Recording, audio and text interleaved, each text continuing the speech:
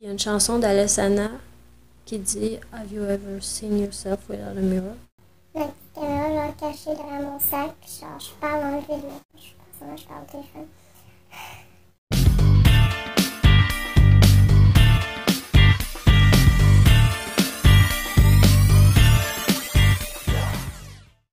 Là, maintenant, on commence la vidéo, la vraie vidéo, celle que je voulais faire au départ avant de travailler sur autre chose. Salut tout le monde, je m'appelle Noah, j'ai 19 ans. Je commence en fait à ouvrir, je sais pas comment dire, là, mais mes horizons spirituels, genre à notre place dans l'univers, la place de chacun, puis ce qui fait qu'on forme un tout. J'ai compris un peu c'était quoi la différence entre un corps physique et un corps astral. J'ai découvert la méditation vraiment récemment.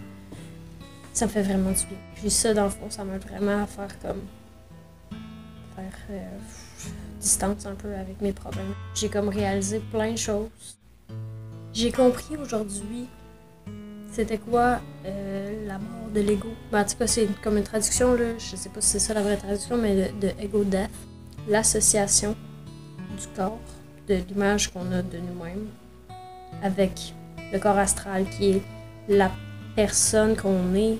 L'ego, c'est la perception de soi. Oui, on a un corps, mais il n'y a pas juste le corps. Fait que t'as l'homme, le corps astral, bref, t'as le toi, puis t'as la perception du toi. J'avais pas, en fait, réalisé qu'on pouvait faire une distance entre ces deux choses-là, puis qu'on pouvait vraiment devenir que le corps astral. J'ai eu un ego death. Puis à ce moment-là, j'ai comme réalisé que j'étais pas vraiment la personne que j'avais toujours vue. C'était juste paniquant. Je faisais vraiment une énorme dissociation avec mon apparence physique. Puis, ce que je pensais que j'étais, genre... C'est dur à expliquer, mais je me voyais comme si j'étais un genre de bonhomme gris. Comme si j'étais vraiment un genre de silhouette, là, grise. Je comprenais plus, j'avais comme vraiment l'impression que j'étais pas la personne que j'étais. Je faisais des actions puis ça réagissait dans un corps, mais que c'était pas moi, genre j'avais fucking genre peur, puis je comprenais vraiment pas ce qui se passait.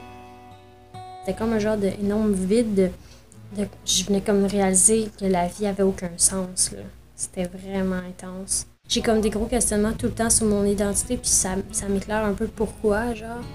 Parce que j'ai pas vraiment l'impression d'être humaine, genre, ou humain, ou je m'associe pas au genre féminin, je m'associe pas au genre masculin, c'est juste vraiment fucké, ok. Puis on commençait à écouter genre Tu m'aimes, tu mens.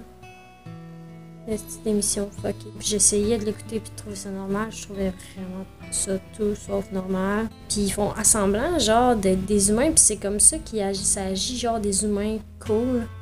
Mais dans le fond, on est tous des bonhommes gris, on est tous comme des silhouettes grises, puis pourquoi genre ils font comme ça, genre ils sourient puis ils se font belles, ils se maquillent. Toutes ces pensées-là, ça se passait tellement vite dans ma tête, puis ça tournait, puis je comprenais rien. Ayant la conscience maintenant que c'était la dissociation de mon corps puis de mon âme, j'aurais pas eu peur autant, je crois.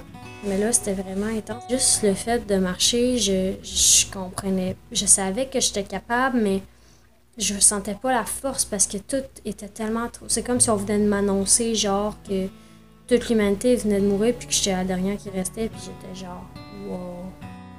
Pour vrai, genre, j'ai vraiment l'impression de comprendre des choses, puis j'ai l'impression que c'est une vérité qui me convient, genre. C'était ma longue histoire d'ego death, d'éveil à la spiritualité. Je pense que je vais faire un peu une série d'autodocumentation comme ça. Salut!